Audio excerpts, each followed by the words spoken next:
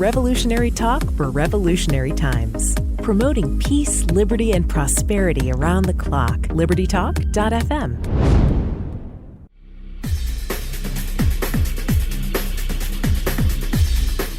Welcome to Living the Solution with Dr. Elaina George. Today we have an important show, one I'm looking forward to because I think it's quite timely. I've seen an increase of patients in my practice who have serious medical problems. And one of the things that I've noticed is that cancer seems to be on the rise. And it's a disease, no matter what type it is, it can be devastating, not only emotionally, but financially. And today I think we need to have a conversation about options and about being able to not lose control of your financial health and your peace of mind if you unfortunately get diagnosed with a catastrophic disease. And today we're going to speak with somebody who can speak to this personally and who not only has become a victor in this, but also has put together a blog and information that can help other people. So I really applaud him because people tend to go underground and maybe they learn things, they don't share it, but that's not the case with my guest, Mr. Gregory Ciola. And he is just, I think, a survivor and an amazing person. He's published a wide range of health information since the year 2000. He's written numerous books and was the publisher of a powerful cutting-edge health newsletter for 18 years called Crusader. He's also been actively involved in the nutritional supplement industry most of his life. He's now the lead minister and founder of Jordan Ministries that covers a wide range of health and biblical truth. So he has a wide knowledge, and I think we're going to learn a lot today. And Mr. Ciola, I want to thank you so much for joining me. I'm looking forward to our conversation. So am I. I'm very appreciative of you having me on the show, Dr. Elaina George. Thank you so much. Oh, it's an absolute honor. My producer delves deep when she finds a person like yourself who just ignites her spirit. It's easy, and I'm glad she found you. Now, I know that you've come to this topic from a personal standpoint. How did you, the supplement industry is pretty broad, but the fact that you actually overcame the healthcare industry and actually you're sitting here able to talk and thrive, I'd love for our listeners to kind of learn a little bit more about how you came to this. Well, I actually, my dad owned a health food store in New York when I was younger. It was one of the first health food stores in upstate New York. And then we moved to Florida in 1987 and we got into sports nutrition. We had a very big line of products back in the early 90s, actually late 80s and early 90s. And then a lot of things happened with that business, and I felt more compelled to get into nutrition from a health standpoint. And actually, a lot of things were going on with the food supply in the late 90s that virtually nobody knew about, and that was genetically engineered foods. And that's what kind of got me started. I wrote a book about what was happening with GMOs, and then that led me into a newspaper. And so long story short, the newspaper ended up turning into an 18-year newspaper, and I got into all kinds of different health-related issues. I did interviews with a lot of different book authors and health authors that really knew a lot of different things. And so I've had quite an extensive background. That's mainly, the health standpoint. And then, I went through a horrible battle with cancer, which is so crazy for somebody that's been in the health and nutrition industry. You wouldn't think that I went through what I went through. And that's probably going to be a good thing to talk about here on your show as well. So I don't know how much you want me to get into on that with this particular question. I think to hear your story, because when people get diagnosed, it's like you're completely in a different world. And you depend so much on the relationship you have with your physician and their energy and how they approach it and whether they are supportive or dismissive. My mother was diagnosed with cancer way back, and I remember having a conversation with the neurologist.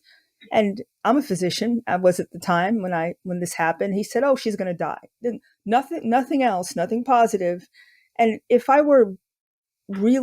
didn't have more knowledge, if I was depending on him, I would have been devastated and we would have given up and we would have I mean, that's not how a physician is supposed to act. And she ended up living 7 years, quality life, and unfortunately passing away of something completely different. So I have a whole different take on how it's approached, spouting statistics, but not listening to the person. So from your standpoint, when you were diagnosed, did the physician, were they supportive? How did they approach it? Well, I really didn't have a full-time physician that I was actually going to. Being in the nutritional supplement field and everything, I was always trying to take care of my health. I was doing all kinds of good products. I interviewed all kinds of doctors that knew this, that, and the other. And I didn't even really have the greatest health insurance at the time. I wasn't doing the greatest financially. I was struggling a little bit. I had a health insurance policy, but when I got diagnosed with the cancer, that policy wasn't going to cover hardly anything. And so I actually had to wait. I had to get a new policy implemented and wait until January of 2020 for it to go into effect for me to really start going to some other doctors and really get some things done. Mm-hmm. So it was really I kind of went into a rut right out of the gate, really, with this whole thing. It was so weird. The people that I have dealt with, I've been very happy with for the most part. It's a unique experience for sure. You get to see all kinds of things that you never see in life unless you're around it all the time. I heard about cancer. I've seen people that I've known over the years that were people I dealt with through our newspaper and such that passed away. But going through it myself, it was so different, so much that I never knew that I was going to go through. So immunotherapy with the type of cancer I had is what the therapy they wanted to use. I didn't know anything about it. I never even really heard of immunotherapy. This whole thing it really started in 2016 with just a melanoma on my back. I had it cut off, and then a couple of years went by, and I had a lump that showed up under my arm, and I didn't think anything about it. I never put 2 plus 2 together and said, oh, it's cancer related to the melanoma on my back. And so I let almost a whole nother year go by. That's what really caused me problems. Thank God I'm still here. My actual uncle died in 2011 from melanoma. He was up in upstate New York, very well off with the teachers union up there. He was a pretty well-known guy. And I still never really connected all that he went through and connected it to what I've been battling. So it was quite an ordeal. The only thing that happened when I did finally find out, I had to get a biopsy. They tested this tumor that was under my arm, and they said, you have metastatic melanoma. And once that happened, that's when I kind of went into freak mode. I didn't know what was going to happen at that point. And I started talking to everybody I knew that can help me. And there was a cancer clinic here in Orlando. So I went down there to go see the doctor to see what, was available, what they can do. And obviously, they want to do PET scans. They want to talk to you about different options. At that particular time, and even still now, the immunotherapy is the main form of treatment that they're using for melanoma. It's actually been one of the greatest anti-cancer treatments that they've ever had. More people have been saved with melanoma cancer off of the immunotherapy than virtually any other thing. And I'm not a big pro-medicine guy, especially being in the nutritional supplement field and everything. And I can't totally say that that's been the thing that's saved my life, but I've known several people that were so close to death that stuff has helped with. I'm still here. I've been on it now for over a year. So I feel fairly confident that it's done something. You're probably asking a bunch of other questions. I don't want to divert from what you really want me to bring out here. Well, I think everything that you have to say is important. You went through a lot. You have to come to the diagnosis. You have to come to the treatment. And I want to delve a little bit into the financial side of this, because that's what I think really freaks people out more than anything. Do they have to sacrifice their quality of life to live? What do they have to give up? So let's take our first break and come back. You're living in the solution.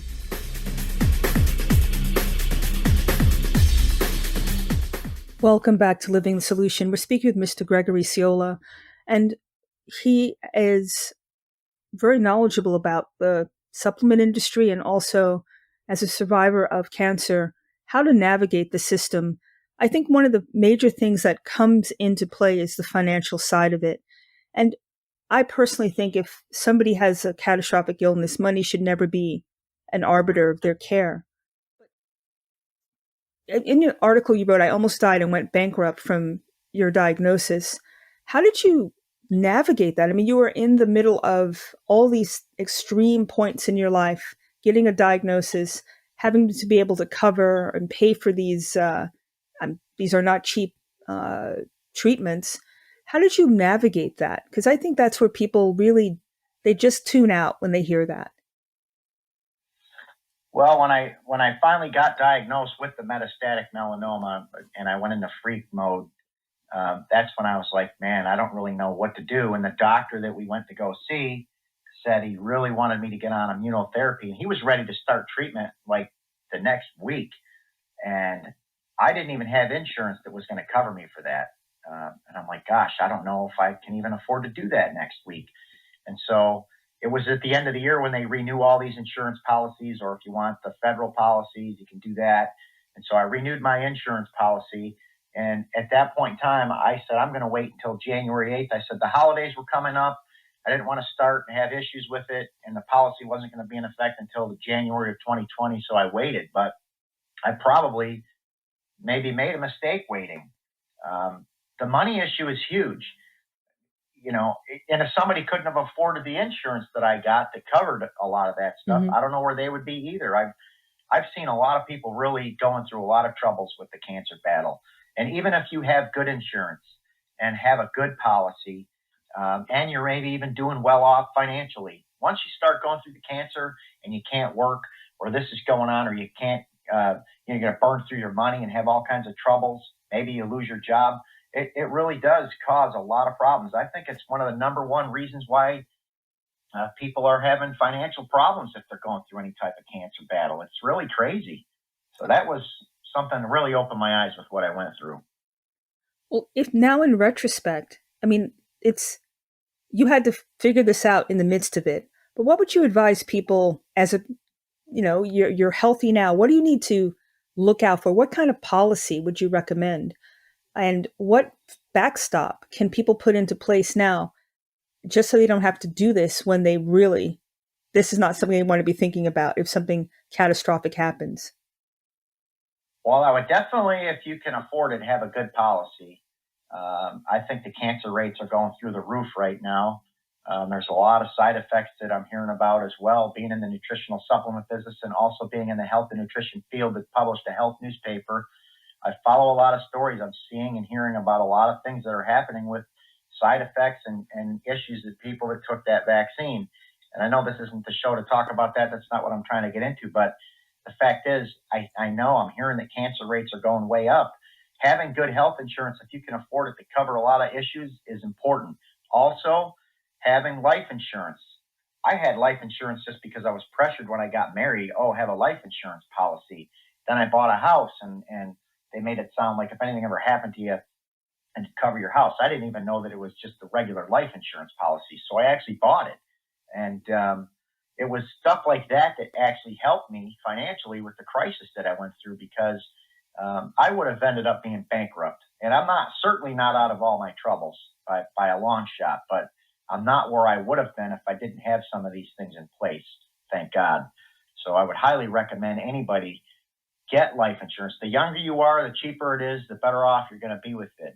Because a lot of people don't know this, that if you actually get in trouble, you go through cancer, you're diagnosed with stage 4 melanoma or any other form of cancer that could be life-threatening, you can get life insurance policies sold if you are in trouble like that. That's what I did. I found a book in the hospital when I was going through my battle, and there was a full-page ad in there from a company out of Kansas, and it said that that you can sell your life insurance policy if you're going through a crisis like that. So long story short, I reached out to them. I talked to them on the phone. I told them what I was going through, and they gave me the whole story about how there's all kinds of things that can happen to help you get that policy sold. Now, you don't sell it for the value of the policy, but when your life's on the line and you got a family and you're struggling to pay your bills, you're looking at any option you can possibly find that can help you there. And I'm sure there's other options. I don't know everything under the sun. I know there may be some Christian organizations that do some things. I've been going to Moffitt Center for the last year or over a year, and I know that there's been a lot of things that they've done to help people that don't have money. There are hospitals and things that will help people. Um, I wish I actually knew even more, because there's a huge problem. Everything's so expensive; it's unbearable, really, for most people. Mm-hmm. Agreed. And if one less thing off your plate, you have to, as a family man, I'm sure you're worried about your family. What are they going to do if something happens to you? That just makes the whole healing process extremely complicated. I didn't know that the life insurance policies could be a source of payment. And it sounds from what you're saying, and I think on your blog you talk about something called a viatical settlement, which I think is referring to using your life insurance policy and taking some cash value out of it. It sounds like it's there's a way to do it. You don't have to beg for it. It's ingrained. It's considered your personal property, right? It is. It absolutely is. And you could take your insurance policies with life insurance. You can change names on them. You can do all kinds of things. It's actually an asset.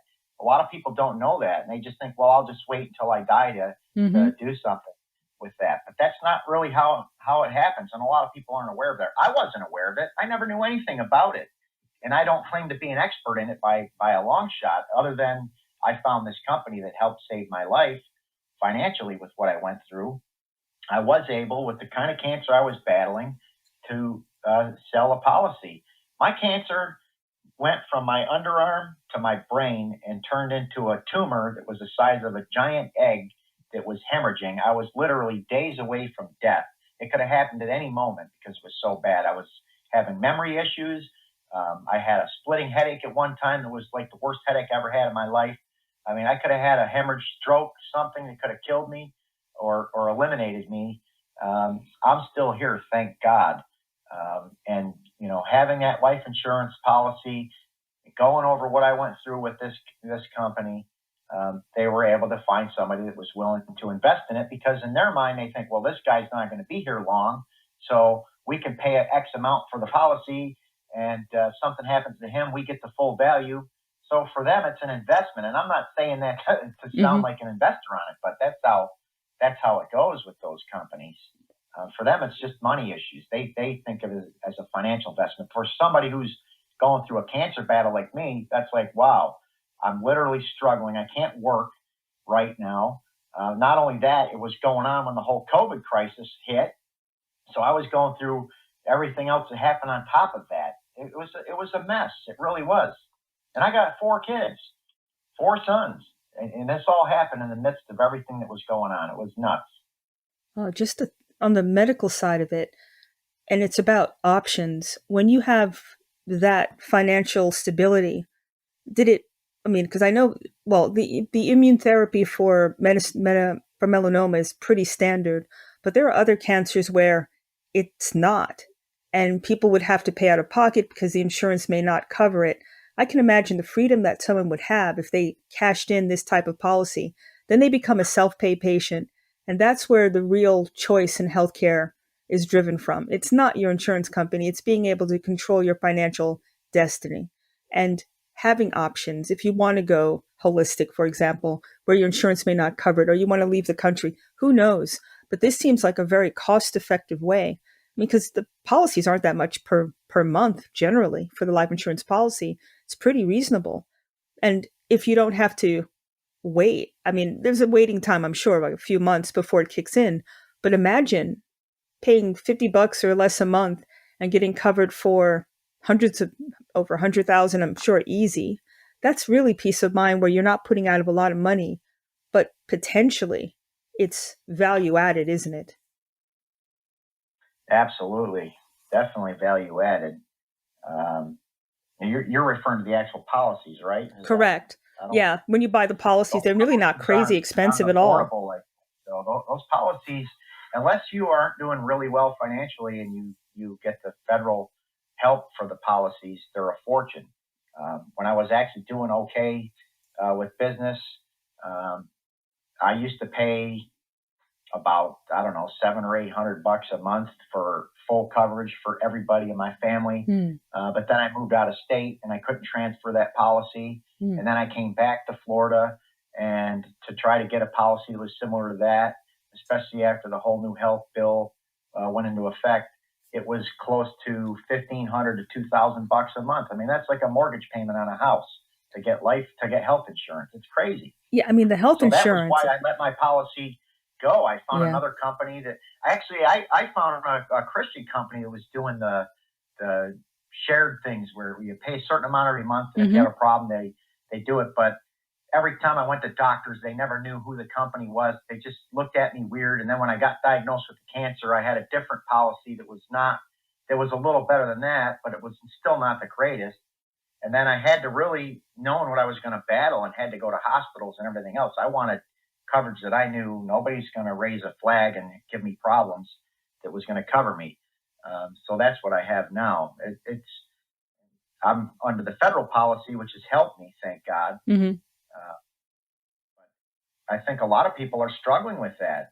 You know, if you're poor and you get health insurance, they'll cover you and you don't have to pay a fortune. But if you do anything, and you don't even have to be wealthy, but I mean, you're making $100,000 a year, your policy is going to cost you probably, if you have a family, you're going to end up paying $1,500 to $2,000 a month. It's crazy. Easy. How much these policies have gone to. That's not even talking about out of pocket. So deductibles and coinsurance add up on top of that. So you're just talking about the premiums. Yeah.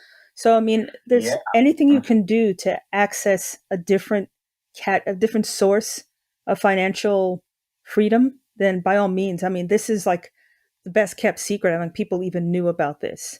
So we have to take our second break, but let's do that and come back. You're living in the solution.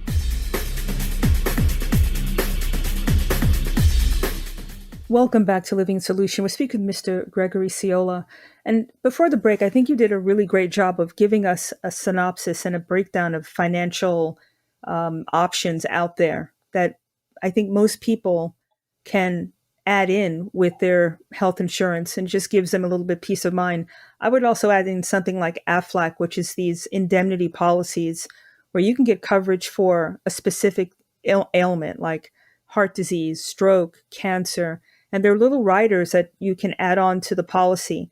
And it's no questions. If you get a diagnosis, they just pay you, give you a check to cover whatever that disease process is. So $250,000, whatever the coverage is for a diagnosis. That's a little pearl that people don't know about. They think about, AFLAC being injuries, right? But it's also about disease as well. Now, I know we talked about the financial side, but let's talk about supplements. So what do people need to do to stay healthy? I've been a big proponent of not being acidic, because being acidic causes inflammation, and it's just this domino effect. Inflammation drives disease. And I know that you've written about alkaline versus acid and how important that is for your system. I wanted to go into the natural side of this now. What does it mean for the listeners to be alkaline versus acidic, for example? Well, definitely eating as good as you can, but also one of the biggest things I know with pH balance in the body is minerals. Mineral deficiencies are linked to so many different diseases. I spent a lot of time with that off of my newspaper, just about everything that's going on, whether it's with diabetes or a lot of the cancers, heart disease. There's vitamins and mineral deficiencies, minerals actually being the most important than anything. A lot of people hear about pH, and I've seen this on different TV shows and stuff, and they try to put it down and they say, well, pH has nothing to do with your health. You can't control it. You can't regulate it. Just like your body temperature, it's 98.6. If it goes up or if it goes down, whatever, they think it's all happening without anything you can do. But the reality is, yes, your blood is going to fight to maintain a pH balance. You can't control what your blood's going to do from that standpoint. It's going to do the best that it can to monitor the blood pH levels. If it goes up or down slightly, what happens is your body's going to take these minerals out from organs, glands, tissues, wherever, to bring them into the blood to balance what they need to balance. And so that's why there are so many issues. And that's why with that book, that we were able to link a lot of the different things that have gone on. A lot of the joint degenerations and things like that. It's because over the years, your body's sucking up all the calcium, all the magnesium, all the different electrolytes and minerals from your bones and your different organs and glands, because that's what it needs to bring into the blood to balance your acid diet. Look at, how many people are surviving on soda. It's an acid beverage. Okay. So you can drink it and think it's okay, but you drink it every day. Guess what? You're actually causing an acid overrun in your body. It may not show up in your blood because it doesn't necessarily show up in the blood off the bat, but your body's going to show up with mineral deficiencies. And then what happens? Diabetes, type 2 diabetes or pre-diabetes can be a problem. A lot of things can be a problem. So we covered a lot of that in that book. I wasn't the main guy that wrote everything in that book. The doctor guy that I worked with for a number of years actually passed away a couple of years ago. It was horrible. And he didn't die from something that I ever expected. But the long story short, he was one of the smartest guys I've ever dealt with. He had great information, and it's been a long battle with pH for a lot of years. People need to wake up and understand that. Talking about it from a biblical standpoint, which you mentioned, God formed Adam from the dust of the ground. The dust is all the minerals. If you properly translate that and understand what came from that, it's all the minerals that made the body. So you take water and minerals and air, breathe into Adam's breath of life, and he comes to life. So I highly recommend that mineral balancing, minerals in your life are one of the most important things. And even after the cancer battle I've gone through, that is the main thing I focus on as much as I possibly can. I wake up every day, and one of the first things I do is take a lot of good mineral supplements that I know can help my body, especially after the brain battle I went through. Mm-hmm. Magnesium is one of the best minerals that you can take for a whole bunch of issues in the body. It covers 300 different biochemical reactions inside the body, but it's also linked to a lot of things that happen in the brain. And with what I went through with my cancer battle, I started increasing my magnesium doses and into high amounts. It has helped me substantially with what I was going through. So there's a lot there with this pH issue for sure. Oh, for sure. And the fact that you are so knowledgeable about supplements, it's like a black hole, right? There's no, how can I put it? They put a lot of stuff on the market, but it's not all created equally. So from a consumer standpoint, one, what do you need to look for? I mean, I'm not doing anything from one of these pharmacies and their brand name stuff. I think that's probably not the best choice. But is there a difference? Should you be looking for a specific, like a GMP or some sort of standard that supplement has gone up and above what the baseline is? That's a good question, and I don't have the easiest answer.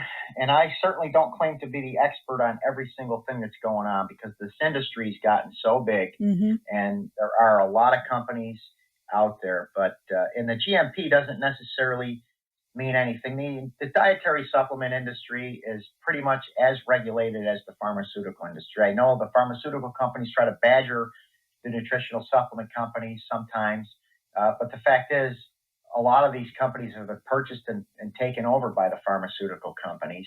For a lot of them, it's just for the money. There were a lot of smaller companies that really went extreme with a lot of good products. But like for minerals, for example, you want things that you're going to put into your body that are going to work the best at the levels they need to work, that are going to get through the stomach, get into the blood, get into the cells, and be utilized. There's a lot of different companies out there. You almost have to do your own research or look for good articles that are written. I don't claim to be the article expert. There's some good companies. Life Extension is a really good company that's down here in Florida that I've read their magazine. I get their paper. There's a lot of good information that comes out of what they teach, and they put out some great products. Those are the kind of things I would do. Do the right research, find the right products. So like for minerals, for example, there's a company out of Utah called Albion Labs. They've been around, I believe, for like 55 or 60 years. They're one of the oldest companies in the business. But the big thing that separates them is they've actually created minerals that are bonded to an amino acid. And the amino acids, that's what happens when you eat food. Your body breaks your food down to an amino acid, gets into the blood, and the cells take the amino acid in as food source that it uses. And so if you can bond an amino acid to a mineral, that mineral goes into the blood, bonded to an amino, and gets taken into the cells and gets utilized, where a lot of minerals are going to have a lower absorption rate if you don't get the right ones. It's not that they don't all work, but the better ones that like that are ones that are going to do the job that they can do. So that's one angle there with the minerals. There's a lot more I could probably say on that. Is there any benefit to a capsule versus liquid? Liquids, if they're done properly, certainly can get into the system faster. A lot of capsules, though, done properly, a lot of people don't like doing the liquids all the time, especially if you're traveling or you have to take an ounce or two and take it that way. But liquids are very good. I'm a big fan of liquids. I don't know that one over another is better or not better. It really depends on the actual sources that are in those products. We talked a bit about pH, and I'm going to delve more in the last segment, but I want to get started with it. I mean, the pH is so key, isn't it? Important for absorption. It's important to detoxify. It has so many different, it needs to be in the proper range so the function of the body works. Am I correct? So if you're really acidic, does that inhibit, for example, your ability to detox? Does it set your cells up to die earlier? What's the fallout? Because people, I don't think they really understand how important it is to have a balanced pH, because everything runs on that, in that how can I put it? The boundaries of that. Yeah, it does. It absolutely is important. I wish that a lot of people in the medical establishment would actually wake up and address it. It may not be the exact cause in every single disease, but certainly there's a link to it in a lot of different problems. You could tell with pH imbalance what's going on. I mean, some people you can tell just looking at their tongues. They have a lot of white that gets built up on their tongues. Yes, toxicity comes with it. Our food supply, that's a whole nother show we can do. I mean, we're exposed to more toxins and more poisons than any other nation or people in the history of the world. Everything's got contaminants in it, whether it's our water, our food, our air, you name it. And so what is that doing to people over the long term? It's causing problems. And so when you add on a bad diet that's with genetically engineered foods, pesticides sprayed on it, drinking water that's got 200 different chemicals in it, and your pH balance off, you're deficient in minerals, you're deficient in vitamins, you're not taking good herbs and products to take, what's going to happen to the body? It's going to break down. And so, but very few people in the medical system will talk about any of this. What they're doing is not wrong, but they're not merging the two together, which they really should do. Most medical doctors, they don't even take any nutritional courses when they're in college. I'm not here to badger anyone. There's a lot of great doctors. I got saved by doctors, but these questions are certainly important. What we're talking about is important. And again, I don't claim to be the expert on any of this, but I see that this is a problem. I've done a lot of research on it. And I looked up Antoine Béchamp, who's an amazing guy who got onto a lot of different things where microbes inside the body were regulated or controlled by things that were happening versus just trying to kill them all. All these things are important. So the more people do their own research, better chance they're going to have. And that's what people really need to do. Hopefully people listening to this program at least would be inspired to go do more research. Find out. Don't just listen to people all the time. Try to do your own research and become an expert at it as well. There's a lot of books and a lot of people out there that teach on these subjects. I couldn't agree more. And we're going to take our last break, but that's what I want to empower people to do. If you can read, if you can concentrate still for a couple hours and really start this process, you won't want to stop because it gives you so much ammunition, so many choices. Instead of people telling you what to do, you can make your own conscious choices. That's, I think, the first part, the most important part of being for a doctor, for us, but also for the patient. So let's take our last break. You're living in the solution. Welcome back to Living Solution. We're speaking with Mr. Ciola. And how can people read your what you've written, your blogs? Is there a website they can go to? I don't have a lot of stories like I had up before. The main site that I have where they can learn more about what we talked about in the beginning of the show, I have a ministry called Crossing Jordan. They can go to crossingjordan.com. I actually have a section on that site called Cancer Warrior. I even linked the site called cancerwarrior.net to that page.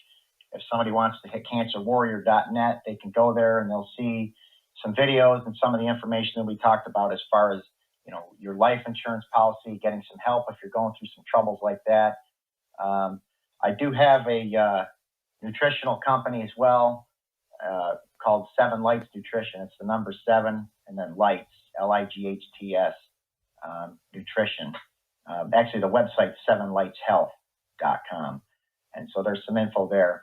I'm trying to actually get a lot more things up. I've struggled with things over the last few years with my cancer battle and everything else. I had problems with my website. I used to have a lot more stories up on the internet. I've got a ton of stories that I've written, but they're not posted on a lot of sites right now, which is frustrating me. Sorry about that. That's okay. I mean, take it one day at a time. And doing this show is an example of getting the word out. I'm on the site that you talked about, alkaline versus acid, life and death hangs in the balance. That's an article you wrote on July 6th, and people need to check that out on News with Views. And one of the paragraphs, I think it just encapsulates everything. 3 main causes of sickness, disease, and premature aging. And you put in acidosis, dehydration, and free radical damage. And those are the things from a cellular standpoint that stress the cells, that make them die early. They don't function at their full capacity, and they're not self-healing. And if we could control those 3 things, drinking water, watching what you put in your mouth, then the body naturally will help with the free radical damage, won't it? I mean, this is like something you can just make small changes, it seems, and get a really big bang for your buck. Yeah, absolutely. That's true. Those 3 things alone are so important. And if you talk to anybody that's going through any health challenges, you'll probably find that they're dealing with all 3 of those, or at least one of them or 2 of them. You never really know. But I mean, we're talking about the acidosis. If somebody's diagnosed with cancer, ask them how they've been living, how they've been eating, what they're doing. Are they exercising? What kind of nutrition have they been taking? And you're going to find out that most of them have probably done a lot of things that aren't good. Mm-hmm. Just that's the way it goes. A lot of times you can get away with it for a number of years, but I did stories years ago where they did tests on cats and things like that, and and they fed cats a certain way. I don't have the story in front of me to remember exactly all the details, but each generation died sooner and got sicker. So they've been able to get away with a lot of this, but now people younger and younger and younger are going through a lot more than what people went through 50 years ago or 75 years ago, because we're the offspring of people that started using it, and now we're being more affected by it. They don't run studies on all this stuff. They just put it out there. It's crazy what's going on. I do believe that we should do the best we can to try to take care of our lives. That's a biblical angle. God says he gave us all the herb-bearing seeds, the fruits of the trees. There's all kinds of things that come from nature that we should be doing. And that's what can help people change their lives. Water, hydration. How many people are living on sodas or fruit drinks or different things that aren't really giving you the right stuff to put into your body to keep you hydrated? You're getting dehydrated, or you're getting overloaded with sugar. Or, well, if you don't want the sugar, you can drink all the diet soda that's loaded with aspartame, which is a toxic chemical. Over 92 horrible side effects. This stuff should be pulled from the market, but it's not. It's crazy what's going on. You can't even buy gum anymore that doesn't have aspartame in it. That's true. And they've managed to put in gum it's not even sugar-free gum. It's in regular gum as well. So it's just like the food industry seems to be completely oblivious to health risks. I mean, even go down to the farming industry, right? The cows used to eat grass. Now they're eating all sorts of GMO grain. What they eat is what we take in as well. So we have to be really mindful of, just because it's cheap or just because it's in the supermarket doesn't make it good for us to eat. And maybe we need to be a little bit more discerning about what we're putting in our body. Who knows what's going on in the fast food industry? I remember a movie that came out with a guy who was just eating McDonald's every day, and he went from being healthy to being completely ill. That's a cautionary tale. I mean, he left it in his car and it shrunk down, but no fungus grew on it. That can't be food if it just becomes a smaller mini version of itself. I mean, if you think about it, it's not cheap either anymore. So maybe people need to take a step back. And I think God made an amazing system. This is a system that can withstand all sorts of insults. Imagine living to 80, eating all this crap. Your body's actually pretty good. But it's time for us to actually start helping it. And, you talked about acidosis, and movement. The whole system is built so that you can dump waste into your lymphatic system, into your tissues. But if you start eating properly, you start exercising, you start mobilizing all this junk, the body will get rid of it, won't it? Yes, but it does need help in a lot of cases. I've done different stories and research over the years. The digestive system is very, very connected to everything with the human body. And one of the biggest health challenges that people face in this country and around the world is digestive system disorder. I'm literally talking about 75 to 80% of the population may at particular times have problems. They ran studies. There was a Fox News study that I kept putting on references to. I think they ran it about 5 or 6 years ago.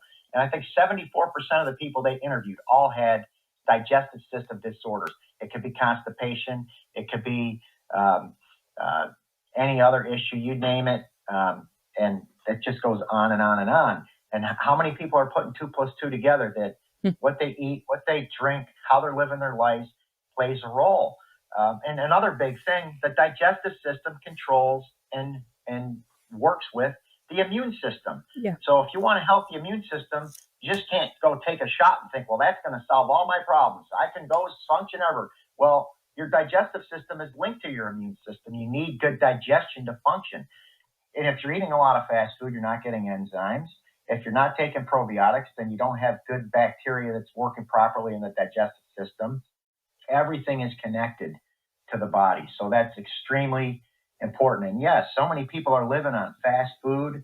There's times, you're overly busy, you're running here, you're running there, you're going to stop at Chick-fil-A, you're going to stop someplace and get something. I get that. But living on it, day in and day out is not good. It's going to be a problem for the most part with people that live like that. You got to try to take care of yourself. Agreed. And there's another hidden thing that people don't think about, and that's their prescription medication. So when you look at it from a critical standpoint, every drug, in my opinion, is a controlled poison, really. That's why they have dose ranges, etc. But it can leach things out of your system, right? So if you take antacid, for example, one of the prescription versions, it leaches magnesium. So you're magnesium deficient. If you take some of the cholesterol medicines, coenzyme Q gets depleted.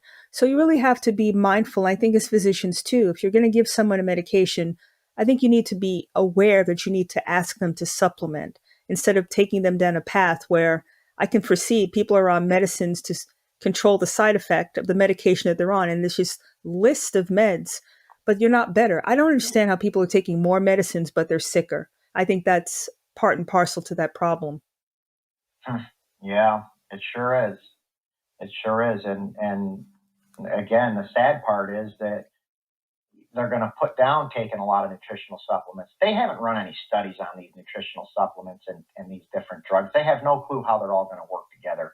So their response would be that, don't do this, don't take this, don't take this, don't take this. I've gone through it. They ask me when I go through immunotherapy, what are you taking? And I'm not saying everything they're saying is wrong. I know there's some things I shouldn't be taking, but I don't sit there and tell them every single thing that I should be on or what I'm taking, because I don't want somebody to say you shouldn't do that, because I know that minerals, like I talked about, are so important. I take minerals. I try to drink good water that's filtered and doesn't have all the chemicals in it. I try to eat right. I try to exercise.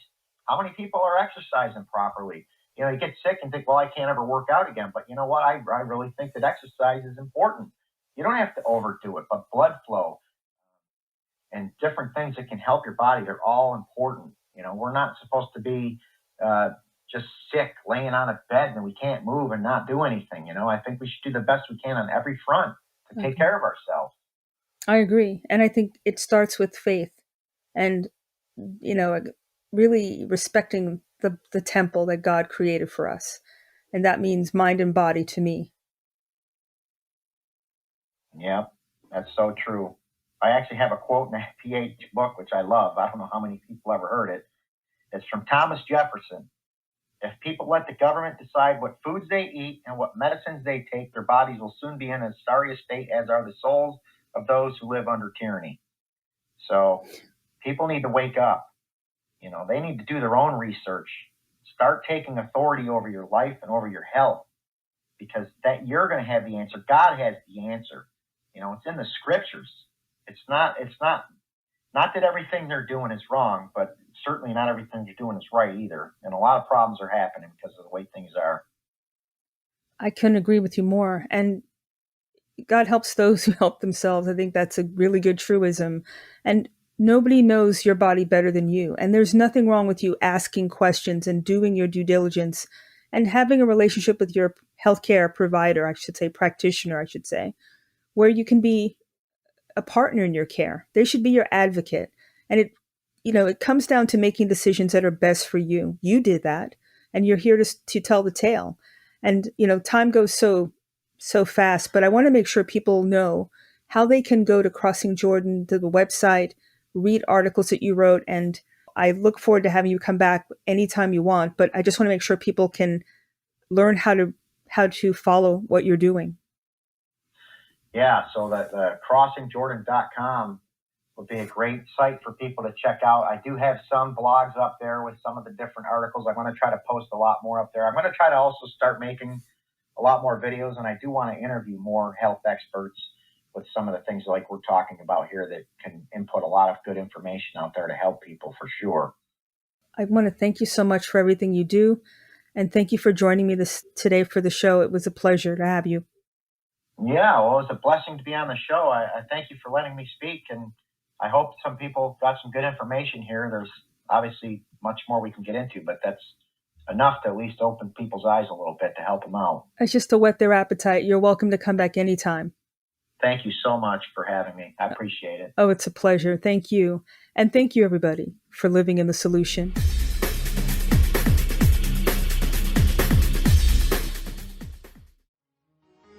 Revolutionary talk for revolutionary time.